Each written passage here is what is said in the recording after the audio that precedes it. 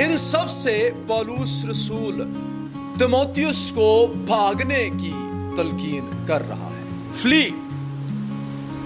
अब हम इस लफ्ज पर जरा गौर करें और जोर दें। एक्सप्रेशन क्या है? फ्ली, भाग। पूरा जोर लगा।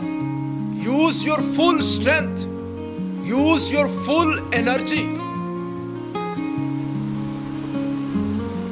जैसे कोई बड़ी बला तेरे पीछे लगी हुई, मौत तेरे पीछे है, कोई पकड़ने वाला तेरे पीछे है, कोई बड़ा खतरा तेरे पीछे है। ऐसे में जैसे भागते हैं ऐसे भाग। सामना न कर, भाग। जब टेम्पटेशन हो तो उसका सामना न कर बल्कि भाग। इसमें जिनसी ख्वाहिशात भी शामिल हैं।